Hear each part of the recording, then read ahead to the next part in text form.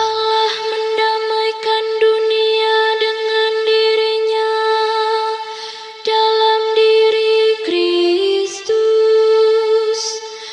dan mempercayakan warta perdamaian kepada kita. Injil suci menurut Markus. Pada suatu hari Yesus naik ke atas bukit. Ia memanggil orang-orang yang dikehendakinya dan mereka pun datang kepadanya. Ia menetapkan 12 orang untuk menyertai dia, untuk diutusnya memberitakan Injil dan untuk menerima dari dia kuasa mengusir setan. Saudara sekalian yang terkasih dalam Yesus Kristus,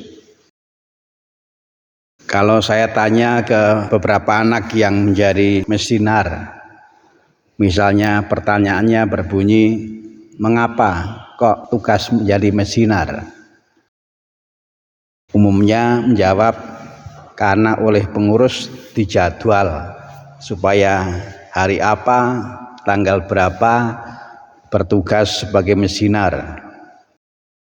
Begitu juga kalau bertanya kepada kelompok yang lain, kepada umat yang lain yang juga bertugas, mengapa kok bertugas?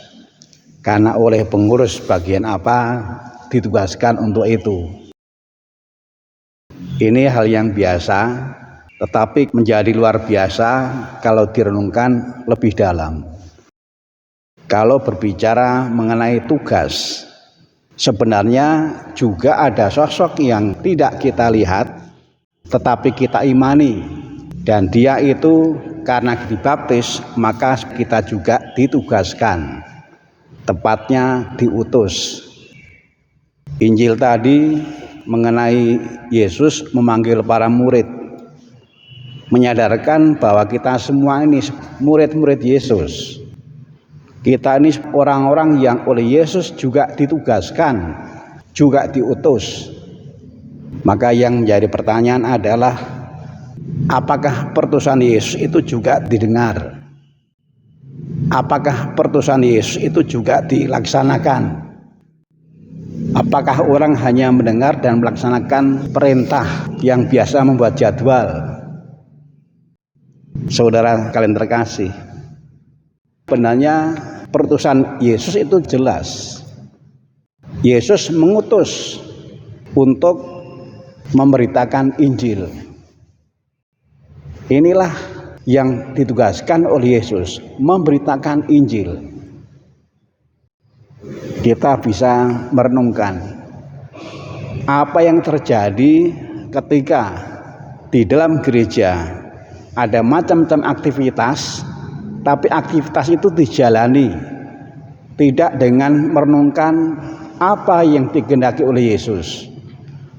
Juga dijalani dengan semangat yang tidak dekat dengan Injil. Bagus kalau orang juga merenung sejauh mana siapapun yang dipercaya menjadi pengurus itu juga mengurus supaya anggotanya makin hari makin dibantu untuk sadar. Ingat, saya ini adalah murid Yesus. Ingat, saya ini adalah utusan Yesus. Yang berarti bukan hanya mendengar pengurus, bukan hanya mendengar petugas, tapi yang utama adalah mendengar Yesus. Lalu kemudian juga melaksanakan apa yang menjadi bahan perutusan dari Yesus, yang tidak lain adalah mewartakan Injil. Ini sangat sederhana, tetapi mendasar. Maka kita sungguh berharap supaya yang namanya kepengurusan, yang namanya fungsi pelayanan itu juga dipakai untuk membantu supaya orang itu makin dekat dengan kitab suci, makin dekat dengan Injil, agar aktivitas itu memang dijalani oleh orang-orang yang dekat dengan kitab suci, yang dekat dengan Injil. Saudara sekalian terkasih, jadi kalau dibandingkan dengan sebut sajalah organisasi yang ada di dunia ini memang berbeda. Karena kita dipimpin, kita diutus, kita mewartakan yang diamanatkan oleh yang tidak kelihatan tapi kita imani, dan itulah yang punya peran besar dalam gereja, yang tidak lain adalah Yesus. Tuhan memberkati. Singkirkanlah penghalang sadanu, cairkanlah hatiku yang beku, dan bimbinglah kami di jalan-Mu. Pada hari ini, kalau kamu mendengar suaranya,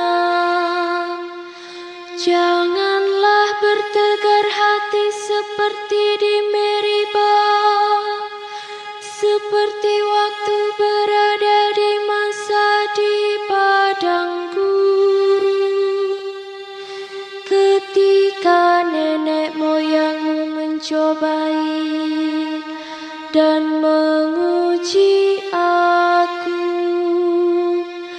Padahal